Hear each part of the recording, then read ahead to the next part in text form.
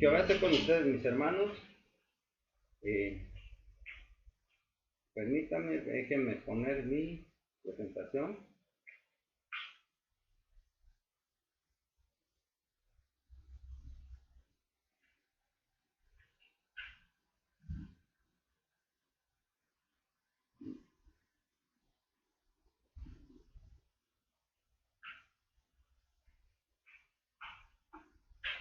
A ver.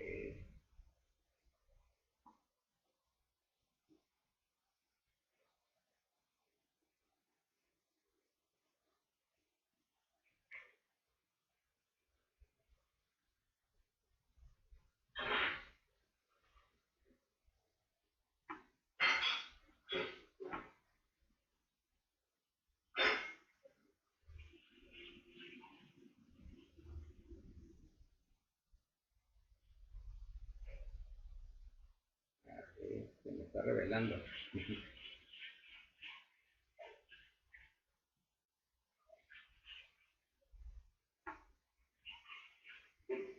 Bueno, ya, parece que ya. Ahí está. Ahí nos quedamos y este es el último texto que analizamos. Primera de Timoteo 1 del 3 al 7.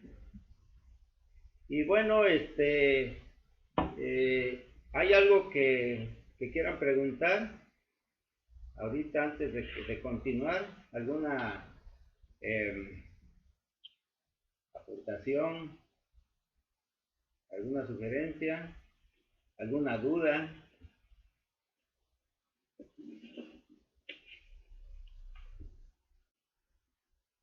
Y bueno, mis hermanos, yo les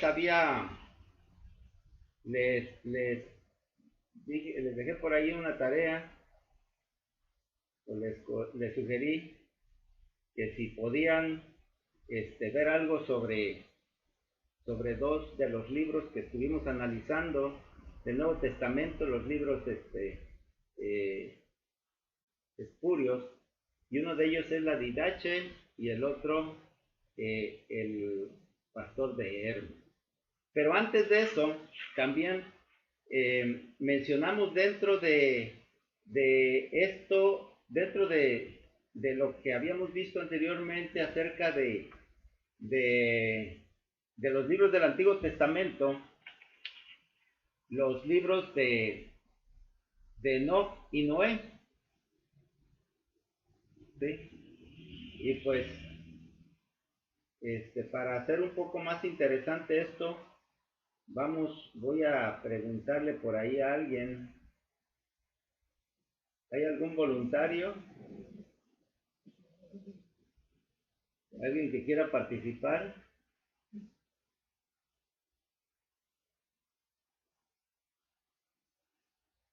A ver, ¿quién está con Raquel Olayo?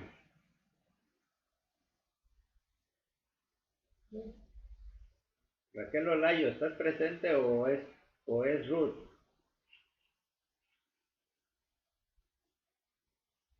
Las dos estamos, mi hermano. Bueno, entre las dos, porque la pregunta es sencillita. Si estuvieron, sobre todo tú, mi hermana Ruth, que estuviste en los estudios anteriores, tal vez mi hermana Raquel no estuvo en el anterior, pero yo creo que sí lo leyó, sí los vio en YouTube. ¿No es así, Raquel? Bueno.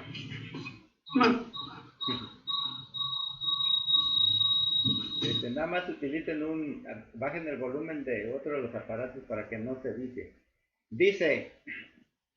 fíjense, ¿se acuerdan de los libros de Enoch, que fueron de los libros espurios del Antiguo Testamento?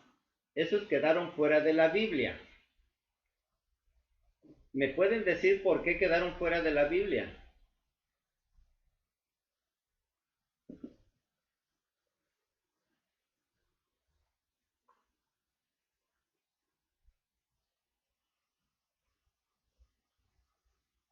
Pueden abrir su micrófono. Está cerrado. Porque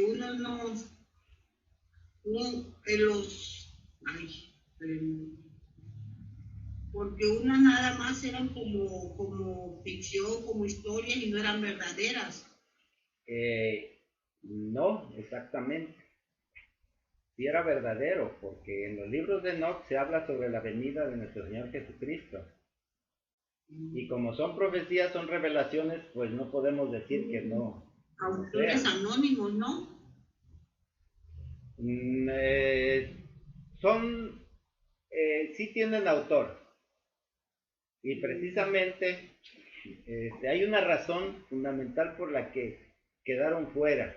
Y lo pueden deducir si se fijaron con un poco de calma dentro del cuadrito que hice y si han leído un poquito el folleto que tenemos de donde sale este estudio, podrán darse cuenta por qué. Otro de mis hermanos ya descubrió por qué quedaron fuera. Sí lo mencionamos varias veces. A ver, Janet, nuestra hermana Mercedes de Los Ángeles. Porque son apócrifos, ¿no? Sí, pero ¿por qué? Ya, al ser apócrifos quedaron fuera del canon. ¿Por qué? ¿Cuál fue la razón? Porque son No, era de la hechicería, ¿no? No hablan de hechicerías. ¿No es porque tenían mucha fantasía? Sí tenían algo de fantasía, pero no fue esa la razón, porque a final de cuentas, pues si es una profecía, pues por ejemplo, si nosotros hablamos sobre el Apocalipsis, para muchas personas es algo fantástico, ¿no? Porque no han visto y no se imaginan la bestia de las 7 cabezas y cosas por el estilo. Y pues el libro de Enoch más o menos está por ese estilo. ¿Sí? Bueno, miren, ¿saben por qué? Lo digo. A ver, adelante. Pero ya sabes que es trampa. Son varios libros de autores desconocidos, pero son supuestas revelaciones dadas a Enoch y tratan del Mesías venidero y del día del juicio. Sí. Ahora, ahí está la clave del por qué quedaron fuera. No fue exactamente por eso.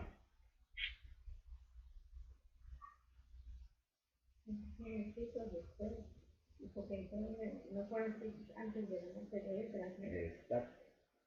Escucharon a nuestra hermana Rosalba ahí tímidamente que dijo. No, ¿Por qué? Casi no se le escuchó. Porque fueron escritos después de la muerte de Esdras. Sí. ¿Se acuerdan mis hermanos que les comentaba que las reglas que tenían que tener los libros que iban a quedar en el canon? Y una de esas era esa regla. Sí, ciertamente, puede considerarse que tenían muchas fantasías, que eran algo, y como dijeron ayer, repetitivos y por el estilo, pero la verdadera razón que quedaron fuera del canon fue por esa. De igual manera, y yo les podría preguntar, en general, todos los libros espurios quedaron fuera por esa razón. Pero ahora me voy al Nuevo Testamento. En el Nuevo Testamento y referente a eso, la Didache también quedó fuera del canon. ¿Por qué razón? Maribel, que ya la leíste, que ya la analizaste. Pues tiene varios, de entrada dice que es el libro de los 12 apóstoles. Y aparte de eso, viene como una especie de capítulos, capítulos, y cada capítulo desglosa un cierto tema. Ajá. Mal no recuerdo, creo que son 12, ahorita te digo. No, 12, está tardando en cargarlo aquí en mi teléfono. Pero no es necesario verlo. Hay una razón fundamental, algo que si tú lo leíste más o menos por ahí te puedes dar cuenta por qué razón quedó fuera. Pues es para mi gusto que es muy directo en muchas cosas. Y tiene mucho que ver con eso. por ejemplo, en lo del aborto, en lo de las personas homosexuales, o sea, hay temas que los hay, además también en las ocasiones en que uno tiende a escuchar como que a otras personas y les parece que están perfectas, que están muy bien, que hablan bonito, también juzga que eso está mal hecho. Y yo ahí siento que es como cuando le dijo en el Apocalipsis que había dejado su primer amor a la iglesia de... ¿Qué fue, de Éfeso? Pues no me acuerdo, pero bueno, entonces yo siento que también es cuando menciona eso, ¿no? Cuando nos dejamos envolver por palabras bonitas, por personas que saben, como dice uno vulgarmente, hablarte bonito al oído. Eso es lo que el Señor también critica y repudia. Ahora, dentro del texto hay algo que podríamos definir como que estuviera mal o que fuera contrario a la doctrina de Jesucristo, al Evangelio, o que llamara pues no sé, al pecado o a la concupiscencia o algo por el estilo. No, nada por el estilo, al contrario. Así es. Bueno, miren, entonces por aquí sacamos una conclusión, y podemos sacar una conclusión el por qué quedó fuera. En especial les pongo porque todavía por ahí tengo el otro, el pastor de Hernas también, pero en particular de alguien ya puede deducir por qué la sacaron del canon, cuando hubo un tiempo en que se consideró canónica y muy apreciada por la iglesia primitiva. ¿Alguien ya puede deducir?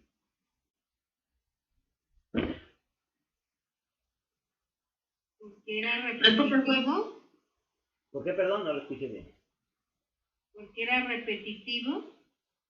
No era porque era repetitivo. Creo que fue escrita en el 100 y el 150 después de Cristo, ¿no? Sí, es verdad, fue escrita y esa es tal vez una razón, pero hay otra que se puede determinar por lo que comentó nuestra hermana Maribel. Porque se creían muy sí, exacto, tiene que ver con eso. Doctores muy leídos, así es. muy entendidos de la ley del Señor y eran todo lo contrario. No es que fueran lo contrario. Bueno, pero no entendían a veces ni lo que ellos mismos decían. Miren, les voy a decir por qué. Se van a sorprender. Quedó fuera del canon porque daba instrucciones de cómo hacer el culto a nuestro Dios y de cómo comportarse la iglesia y de cómo comportarse en público, de qué hacer. Era un manual de comportamiento cristiano. Era una doctrina, o lo que era como, de hecho se le considera como el primer catecismo, y que nos enseña cómo comportarnos. A todo esto podríamos decir, bueno, ¿y qué tiene de malo? No tiene de malo nada. Aquí el problema está en que ya estaba normando la conducta, el criterio y la forma de vida de cristianos. Y le estaba diciendo cómo, en pocas palabras, es lo que la Iglesia Católica impuso cuando se hizo católica. Entonces, hasta hoy en día, mucho de la liturgia católica y de otras iglesias, de otras organizaciones cristianas, pues tiene mucho que ver con esto, y que a veces se preocupan más por la conducta de la gente que por su propia fe. Y eso hizo que determinaran quitarla del canon, porque a final de cuentas, pues es como lo decía, como una especie de catecismo, y que limita un tanto la libertad de la fe del cristiano. Y en este sentido, pues, yo creo, en mi criterio y a mi opinión, pues lo considero muy importante esto, porque una de las cosas principales que nuestro Señor Jesucristo predicó, pues es la libertad, y por la libertad nosotros podemos desarrollarnos en nuestra propia fe, y claro, eso conlleva una gran responsabilidad. El texto que estamos viendo aquí de Primera de Timoteo, que lo reflexionamos un poquito el domingo, que hoy lo retomo, manda sobre precisamente eso, y dice, le da un consejo, una instrucción Pablo a Timoteo, para que cuide mucho, que no se metan mucho en cosas de fábulas, dice, y genealogías interminables, en las discusiones de que si Adán y Eva, que Noé, etcétera, y que los hijos de Noé, que si Caín fue esto, etcétera. No estoy diciendo nada en general, no lo tomen como algo, sino como ejemplos al aire que estoy tomando, que si la tierra se va a quedar o se va a acabar, que si va a venir Jesucristo en una nube o va a aparecer de pronto en el cielo. A veces el preocuparse mucho por eso, en este sentido, sobre todo, lleva a que el pensamiento del cristiano en su fe se limite a darle demasiada importancia y no desarrollen su propio criterio personal en cuanto a su propio comportamiento. Y pues a veces es mucho más atractivo esa otra parte, ¿no? Entonces, vamos a tomar en cuenta que dentro de la producción literaria de los primeros, cuando empezó la iglesia a difundirse ya de manera universal, pues salieron muchísimos libros, salió muchos escritos, y eso es lógico, que había copias falsificadas y editadas de originales, y como bien se dice, había demasiadas fantasías en alguno, especulaciones, todo tal vez con el afán de ser protagonista.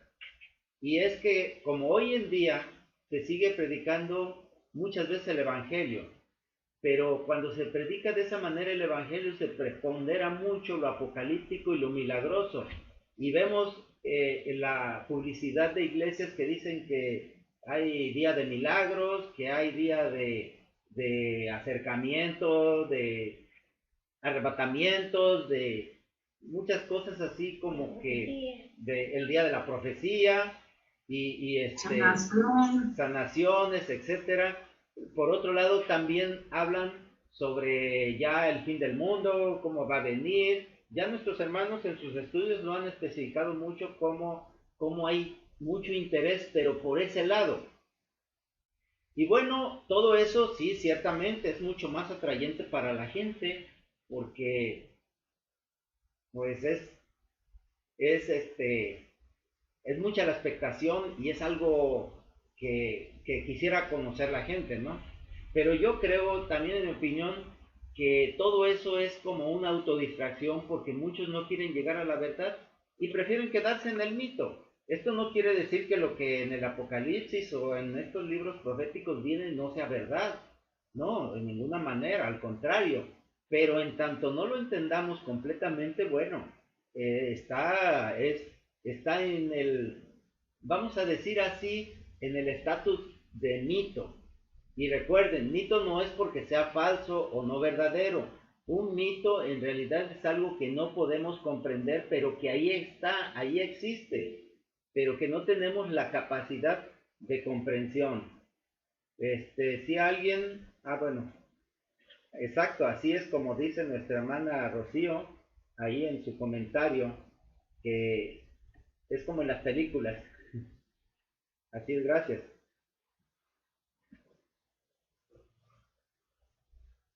Vamos pues entonces, decía, vamos a leer segunda de Pedro 1 del 16 al 21. Por favor, alguien que me ayude. Sí, segunda de Pedro 1 del 16 al 21. Si alguien quiere leer, por ahí tienen la diapositiva. ¿Leo? Sí, por favor.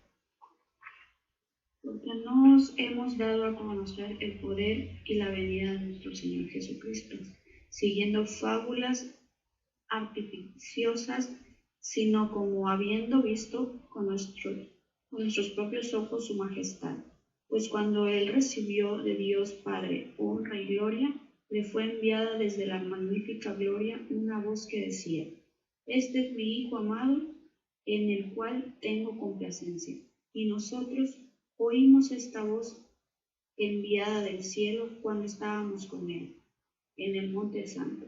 Tenemos también la palabra profética más segura, a la cual hacéis bien en estar atentos como una antorcha que alumbra en lugar oscuro, hasta que el día esclarezca y el lucero de la mañana salga en vuestros corazones, entendiendo primero esto, que ninguna profecía de la Escritura es de interpretación privada, porque nunca la profecía fue traída por voluntad humana, sino porque los santos hombres de Dios hablaron siendo inspirados por el Espíritu Santo. Exacto. Bien, gracias. Fíjense aquí, pues tenemos resumido en estas palabras del apóstol Pedro exactamente esto que comentamos.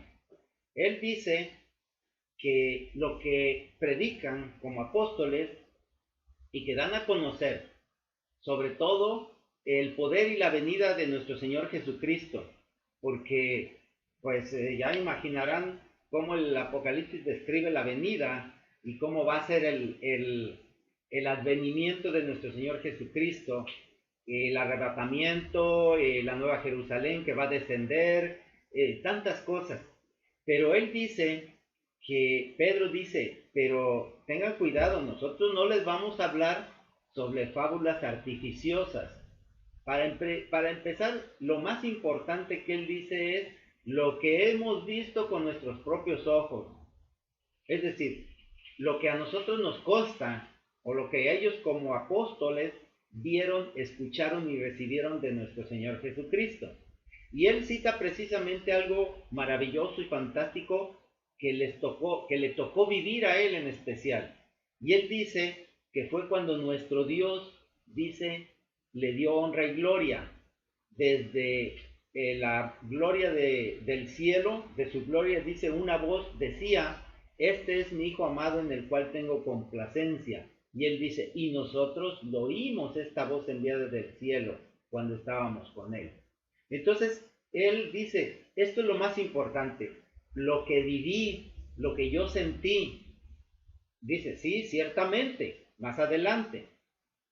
Dice, tenemos también la palabra profética, pero vean que en primer lugar está lo que nos consta, lo que yo puedo poner de ejemplo, lo que yo puedo poner de evidencia, lo que puedo decir que es el efecto de la fe de Dios en mi persona.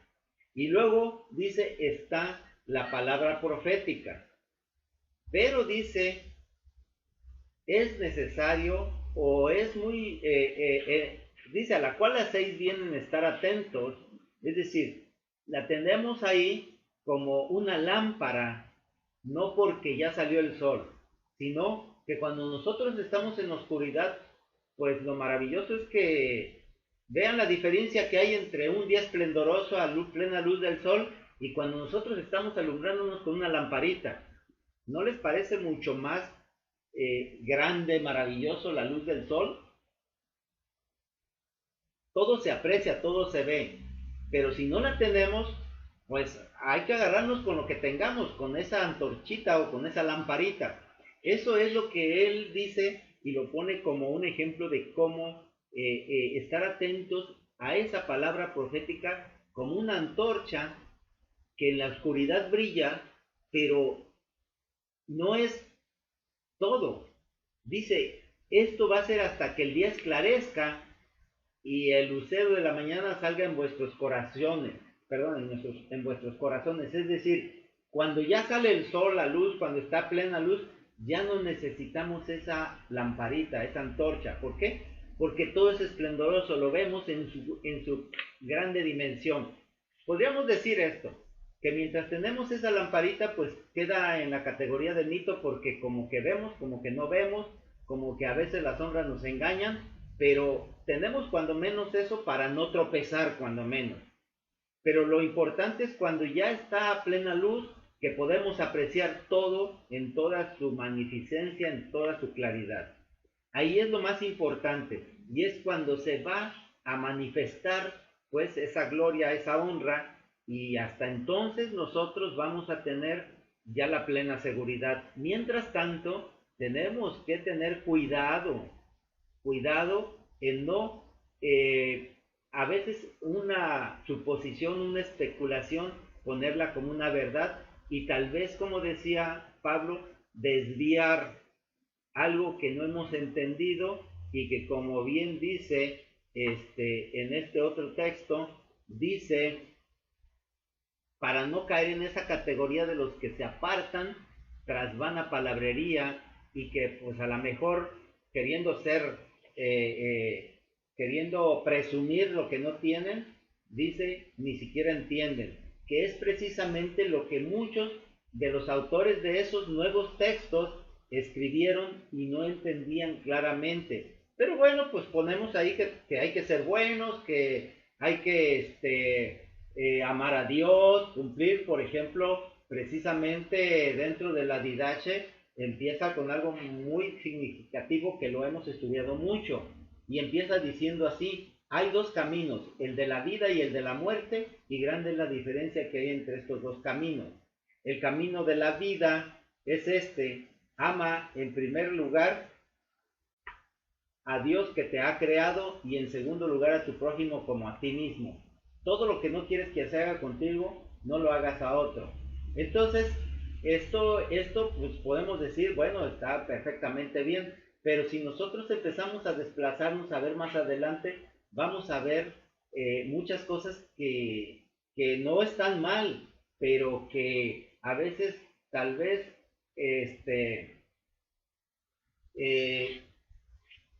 pues se caen en otra categoría, más bien como dentro de un ámbito social más que religioso. Y por ejemplo, dice por aquí dice, no provocarás facciones, sino que pondrás paz entre los que pelean, juzgarás rectamente y no harás distinción de personas para reprender las faltas. No andarás indeciso pensando si resultará o no.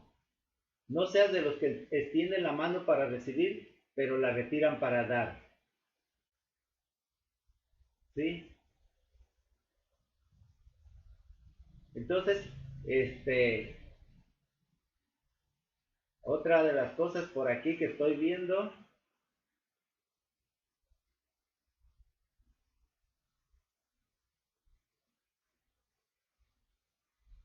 por ejemplo, da las instrucciones para hacer bautismo y dice en el bautismo, en lo que se refiere al bautismo, bauticen de este modo, dichas con anterioridad todas estas cosas, bauticen en el nombre del Padre y del Hijo y del Espíritu Santo en agua viva.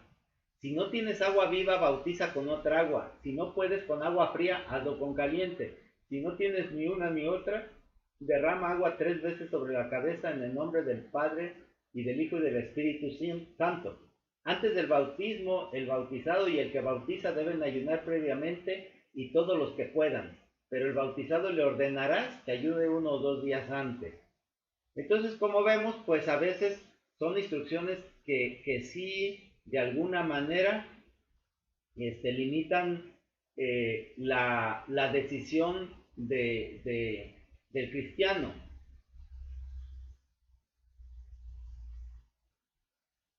Bien, entonces, pues esto es lo que dice aquí el apóstol Pedro, que la profecía o la palabra profética sí nos va a ayudar, nos va a guardar, nos va a proteger para no caer, pero que hasta que no venga y se manifieste realmente nuestro Señor Jesucristo, vamos a ver lo que realmente es. Y dice que la palabra profética, dice, no fue traída por voluntad humana, sino porque los santos hombres de Dios hablaron siendo inspirados por el Espíritu Santo.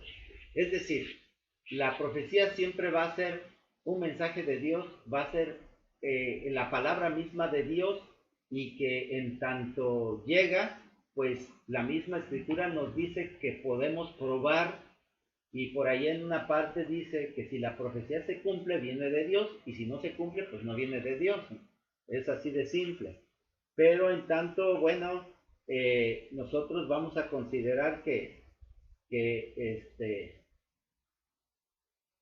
sí, ciertamente podemos nosotros tener el recurso de la profecía, en tanto no podamos tener, como dice el apóstol Pedro, de nuestros propios ojos, como decía nuestra hermana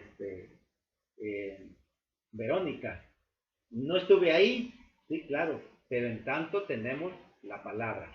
Bueno, con esto ya cerramos esta parte que es lo del canon y entramos a la otro de los capítulos, que es el orden en que fueron escritos los libros de la Biblia. Este orden no es como está en la Biblia y tampoco se escribieron en un orden cronológico, y bueno, hubo algunas razones por las cuales se acomodaron de esa manera. Y estos libros, pues, sí, más o menos es como están en el canon hebraico, no como en el canon alejandrino. Y más o menos rápidamente, para ya cerrar esta parte y pasar a otra que me interesa mucho, que es los escritos, nada más se los menciono. El primer libro que se considera que fue escrito fue el de Job. Se tiene cierta certeza de que fue Moisés, y que su año o sus fechas de escritura fue por el 1470 antes de nuestro Señor Jesucristo. Le sigue el Génesis, Éxodo, Levítico, Números, y estos 4 libros son los que se consideran plenamente escritos por Moisés, y fueron por el año 1445, 1444, por ahí, por el 1400 un poquito adelante, cuando se escribieron, y sí se tiene más o menos cierta certeza. Después, el otro libro que forma el Pentateuco, que es el de Moisés, también pues es un poquito anterior a esas fechas, por el 1405. Después viene el libro de Josué. El libro de Josué pues ya tiene su autor, parece ser que fue varios autores, entre Eleazar y Finés, y también por esa fecha, por entre 1400 y 1380 antes de nuestro Señor Jesucristo. Y luego sigue el de Samuel, el de Jueces, escrito por Samuel, también con cierta duda. El de Ruth, que está entre si se conoce o no el autor, o lo escribió Samuel también. Esto fue por el año 1051, 1100, 1011, antes de nuestro Señor Jesucristo. Y luego siguen Samuel 1 y 2, que fueron, parece ser, iniciados por Samuel, pero terminados por Natán, por el 1075 al 975 antes de Jesucristo, es decir, ya más actuales. Luego sigue el de Proverbios por Salomón, y también parte de algunos proverbios hechos por Agur y Lemuel entre el 715 y el 686 antes de Jesucristo, aunque se piensa que fue tal vez un poquito anterior, por el 934. Siguen los otros 2 libros que su autor es Salomón, que es Cantares y Eclesiastés, de los cuales sí se están datados con cierta seguridad, y son entre el año 1965 y 934 a.C. Se escribió después, sigue el de Reyes 1 y Reyes 2, que era un solo libro, escrito probablemente por Jeremías por el 620 al 560. Y de igual manera el de Crónicas 1 y 2, que es un solo libro original y escrito por Esdras entre el 605 y el 536. Sigue después el de Esther, que hay cierta duda de sus autores, que pudo haber sido por Esdras o por un sacerdote llamado Joaquín, por el 465 antes de Jesucristo. Y luego sigue el de Esdras, obviamente escrito por Esdras, en el 455 aproximadamente antes de Cristo, y Nehemías. Nehemías escrito por Esdras, pero a la vez también se piensa que intervino Nehemías, el mismo Nehemías, un poquito después, por el 430. Luego siguen los salmos de David, pero no solamente David fue el autor de los salmos. David escribió 73 salmos, Asafat 12, los hijos de Core 11, Salomón 2, Moisés 1, Etán 1, y hay 50 salmos que realmente son anónimos. Estos se escribieron en un periodo muy amplio entre el 1000 y el 586 a.C. De ahí, bueno, están los profetas, que obviamente cada uno de los libros fue escrito por el mismo profeta, y sus fechas son entre el 830 y el 610 a.C. Inclusive, perdón, hasta el 438 a.C. Los libros del Nuevo Testamento. Los libros del Nuevo Testamento son un poco más simples de decir, y todos más o menos son de la misma fecha, en el siglo I, y cada uno de ellos pues tiene su autor, que es el mismo del libro. Por ejemplo, Santiago pues es Santiago, de Gálatas son las cartas de Pablo, y así sucesivamente, que cada uno de ellos autor. Hay ciertas dudas, por ejemplo el de los hebreos, que ya vimos por ahí, analizamos por qué lo querían sacar, porque tenían dudas, porque el estilo con el que está escrito no coincidía como Pablo escribía las otras cartas. Y hay cierta duda con algunos otros libros, pero a final de cuentas, pues cada uno de ellos fueron los que los escribieron. Y bueno, de aquí vamos a pasar entonces al otro tema, que es los manuscritos. Aquí nada más, mis hermanos, les quiero mencionar al respecto de los manuscritos, y esto sí quiero dejarlo aquí realmente porque es una parte muy interesante, porque los manuscritos son los que dieron origen a la Biblia. En ellos es lo que hoy actualmente se tiene, algunos de los manuscritos, y por decir así, son los restos, bueno, ¿cómo les podría decir? No, es como, cuando, por ejemplo, de los dinosaurios, ¿cómo se dice? ¿Fósiles? Exacto, gracias. Son los fósiles de las Biblias actuales. Perdonen por este término que estoy utilizando, pero en realidad lo digo así porque es algo que son las recopilaciones más antiguas de lo que podríamos llamar Biblia. Y se les nombra así, bueno, porque así los quisieron nombrar. Ya ahora sí los estudiosos, los exetas, y bueno, generalmente están escritas en papiro o en pergamino. El pergamino es hecho con piel generalmente de cabras, de venado o de ciertos animales.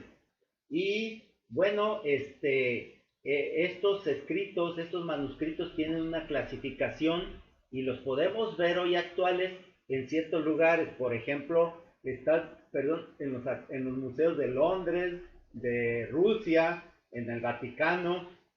Y para que tengan una idea, hoy, por ejemplo, del Nuevo Testamento se tienen aproximadamente unos 4.700 manuscritos en griego. Y si se suman otras versiones, aparte del griego, se tienen como aproximadamente 5.200 copias.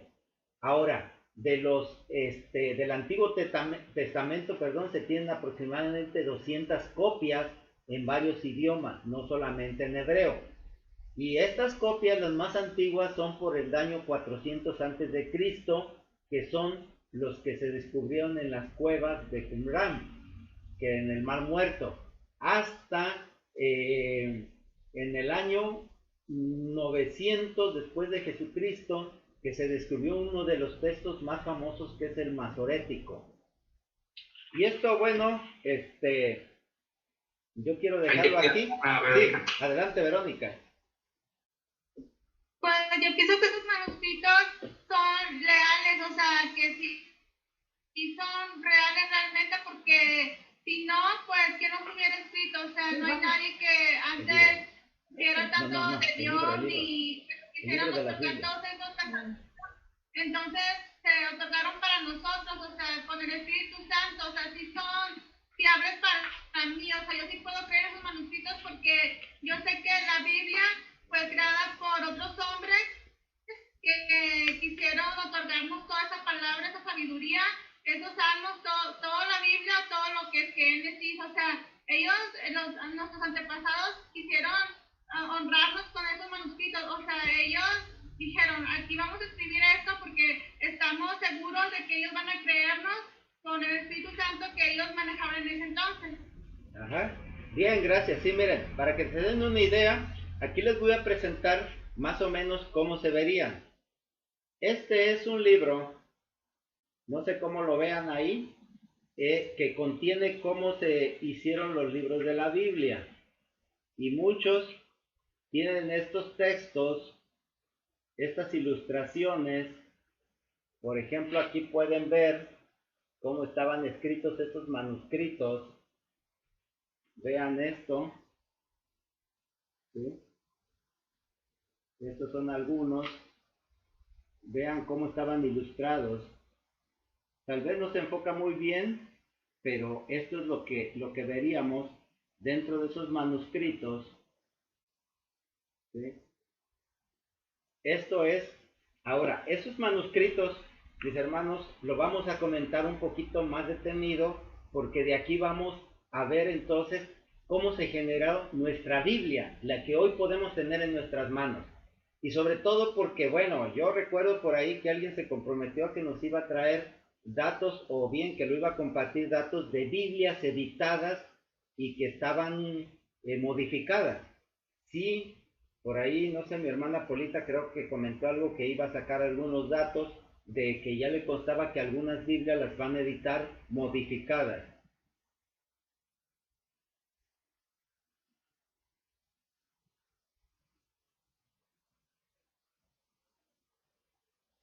Ayer de hecho lo puso en el chat de Testigos de Jesús. Ajá. Pero estaba como que enfocado a textos de los que se habla sobre la homosexualidad y sobre la Biblia del diablo, y esas cosas. Ajá. Sí, a mí me pareció muy interesante porque sí es posible que hoy quieran sacar versiones de Biblias que no son la Biblia. Nosotros vamos a ver que en realidad hay, pues, hay pocas. Y ya última pregunta en estos 2 minutos que nos quedan. ¿Alguien me podría citar 3 Biblias diferentes?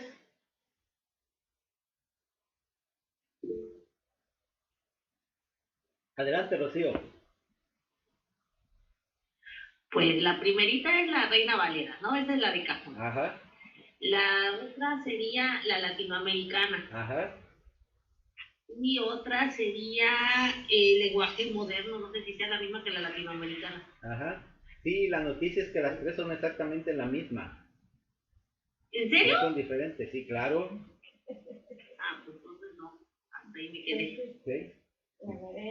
Como siempre, mis hermanos, disculpen, pero es una pregunta capciosa. A ver, adelante. También la Biblia del oso. La Biblia del oso es la Reina Valera. Sí, adelante, Meche. Digo que también hay una versión de los Testigos de Jehová. Esa es una diferente. Esa sí. Esa está editada.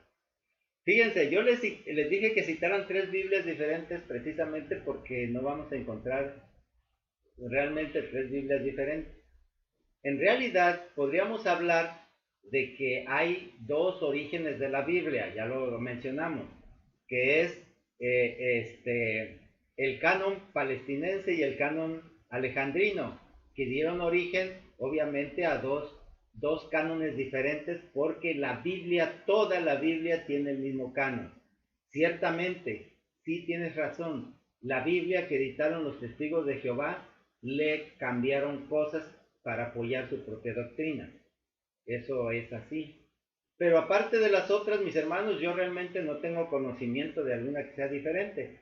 sí, no vamos a encontrar el mismo texto, obviamente, porque unas están en inglés, alemán, chino, español, y unas están en español antiguo, unas utilizan un lenguaje más moderno, otro más antiguo, etcétera, pero todas las Biblias surgen precisamente a partir de esos textos o de esos manuscritos, y ya dentro del análisis de esos les voy a mostrar cómo surgió una Biblia. Yo tengo una Biblia por aquí que surgió del manuscrito en Nestlé, y es una Biblia interlineal que está en hebreo y en español y en griego en español, y la vamos a ver más adelante para la próxima sección.